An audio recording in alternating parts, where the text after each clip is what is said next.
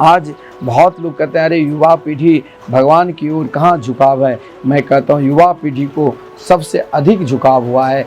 आज के समय में बहुत बड़े बड़े युवा साधु संत और कथा व्यास आप युवाओं को प्रेरणा देकर भागवत की ओर उनको प्रेरणा दी है, जिसके द्वारा आपको प्रेरणा मिली हाथ में झोली माला लेकर भजन करना, वो भी आपकी श्रेष्ठ गुरु के रूप में है। जिसके द्वारा आपकी प्रेरणा मिली कि आप एक दिन वृंदावन आकर संतों के निकट उनके सानिध्य में रहकर सत्संग के लाभ लेते हो, वो भी आपकी प्रेरणा रूपी है। हम भी 6 साल की अवस्था में संत बना, प्रेरणा हुई। उस समय उतना ज्ञान भी नहीं था। अपने पूज्य गुरुदेव को निरंतर झोली माला हाथ में लेकर निरंतर भजन करते हुए देखा। पूज्य गुरुदेव को देखकर इच्छा हुई कि हम भी संत बनकर इनके साथ रहूं, इनके निकट रहूं। संसार में ऐसे महापुरुष कम ही मिलते हैं जिसके हृदय में रोम रोम कृष्ण नाम की जागृति जग रही, ज्वाला जग रही, हर पल हर क्षण जिसके रोम रोम में प्रिया प्रीतम के मंगल में मधुर में नाम निकल रहे हैं। ऐसे महापुरुषों के संग रहकर आज आप ये मत सोचिए कि ये कहा गया है कि वृद्धावस्था में ही भगवान के भजन करना चाहिए। वृद्धावस्था में आप चाहोगे कि अगर आप बालापन नहीं सुधारे, आप युवावस्था को नहीं सुधारे, तो क्या आप वृद्धावस्था को सुधार लोगे?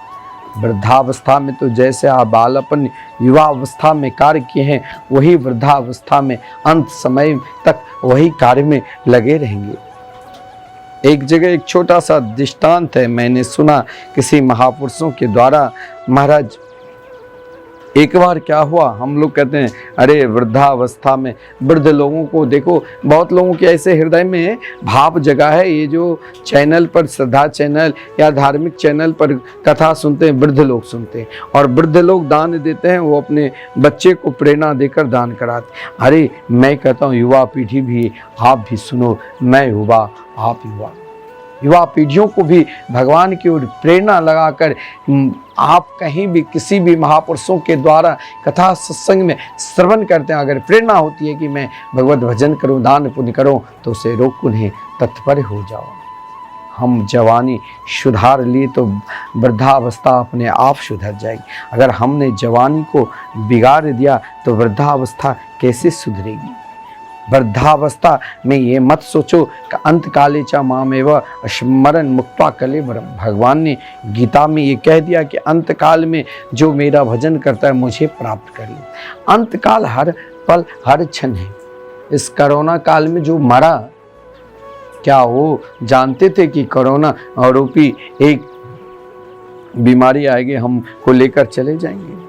कोई नहीं चाहता था मरना, लाखों मर गए इन कोरोना काल में, जिनके निमित्त हम आज उनके वो ना जाने हमारे लिए बहुत धन दौलत छोड़ दिया। क्या वो धन दौलत लेकर गए?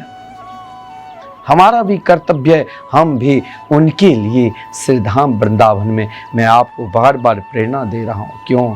मैं अपना लिए कुछ नहीं, उनके कल्याण के लिए आप भी एक कार्य तो उनके लिए श्राद्ध कर दो, एक श्रद्धा आप अपने हृदय में जरूर बैठा लो। वह आपका बेड़ा पार हो जाएगा, आपको भी शांति मिलेगी। यदि वो अशांति में रहेगा तो आपको अशांति मिलेगी। उनकी शांति के लिए इस कलिकाल में एकमात्र भगवान के भजन ही सर्वोपरि सर्वश्रेष्ठ साधन है। इससे अधिक साधन और सर्वोपरि इस संसार में कुछ है ही नहीं। अगर आप चाहते हैं कि उनका कल्याण हो तो आप श्रीधाम वृंदावन में उनके लिए, अरे आपके पास अगर सामर्थ्य नहीं है, कमाने वाले कोई घर पे नहीं है, तो एक दिन के 24 घंटे आप एक दिन भूखे रहकर भी उनके लिए नाम संकीर्तन करा दो, आपको सदा शांति मिलेगी। वो प्रत्यक्ष कराओ। जो कार्य आप कभी भी वृंदावन में आओगे तो आपको हरिनाम संकीर्तन कान में सुनाई देगी, जहाँ निरंतर संकीर्तन चल रहे हैं। इन संतों को भोजन कराओ जो वाकई में महाराज केवल निरंतर भगवत भजन में, भगवत चिंतन में। मैंने सर्वदिन कहा, दान उन सदपात्र को दान देना चाहिए जिस दान का आपका उपयोग हो। वो दान को दुरुपयोग ना करे, अपने महाराज स्वयं अपने ऐसो आराम में ना लगा दे। दान वहाँ दो जहाँ दान की सार्थकता होगी। इससे बड़ा आपका दान क्या होगा? जो प्रत्यक्ष हरिनाम संकीर्तन सब जानते हैं, इस कलयुग में सबके साथ एकमात्र भगवान नाम ही जाएगा। और यदि आप जैसे चिंतन करोगे वैसे आप पाओगे।